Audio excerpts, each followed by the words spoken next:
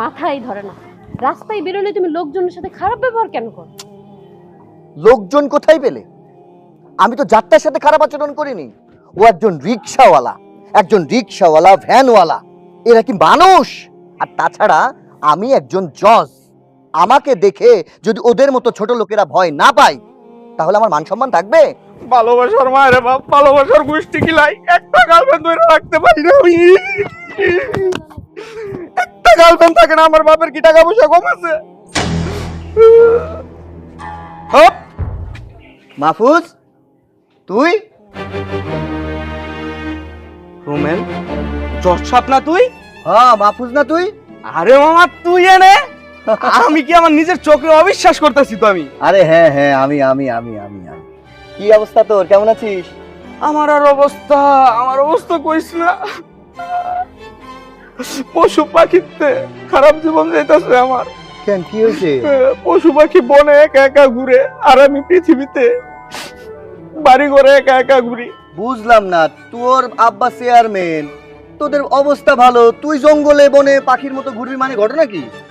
পৃথিবীতে যদি কোনো বাপে ভুল করে থাকে, এটা আমার বাপে করছে চেয়ারম্যান হইয়া। এই যে দেখ, ছোটবেলা থেকে আমি কিন্তু মেধাবী একটা ছাত্র ছিলাম। যদি মেধাবী না থাকতাম তাহলে কি এতগুলা প্রেম করতে পারতাম আমি কোনোদিনও? হ্যাঁ, তুই প্রেমের দিক থেকে মেধাবী ছিলি, আর পরীক্ষায় ডাব্বা মারতি। যাই হোক, শোন, মেধাবী ছিলাম, কিন্তু কি বাপে বলতো, বাবা তুমি স্কুলে যাও, তোমার যা কিছু প্রয়োজন আমি দেখবো। ক্লাস 1 থেকে 9 পর্যন্ত বাপের ক্ষমতায় পাশ করে আসছি, কিন্তু ক্লাস 10-এ গিয়া শেষ রক্ষা আর করতে পারলাম না। কলেজের দুয়ার দেখতেই পারলাম না। বাপে বললো কি, তোর চেয়ারম্যান বানামু, তুই হবি এই এলাকার চেয়ারম্যান, লেখাপড়া করে কি করবি? ভুয়া সার্টিফিকেট বানায় দিমু। এখন মামা প্রেম করতে গেলে মাইয়ারা জিজ্ঞাসা করে, তুমি কোন ক্লাস পর্যন্ত পড়াশোনা করছো? 9 পাস পোলা লগে কেউ প্রেম করতে চায় না। ইংলিশ বুঝি কম, আর মাইয়া গুলোকে যে ইংলিশে মেসেজ করবো এইটাও পারি না। এই যে দেখ, আজকে বাপের দাওয়াত ছিল, বাপে ফোন করে কইলো কি, যা ওই দাওয়াতটাতে তুই অ্যাটেন্ড কর।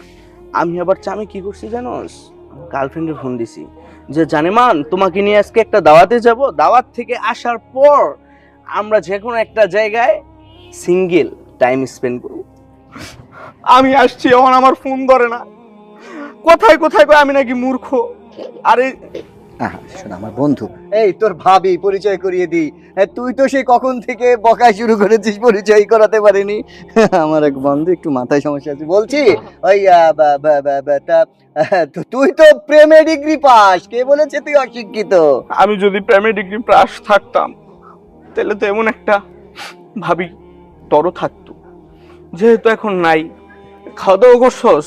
আরে না, মাত্র এসে পৌঁছালাম, একটু পার্কটা ঘুরে দেখি, দুজন দোলনায় দোল খাচ্ছিলাম।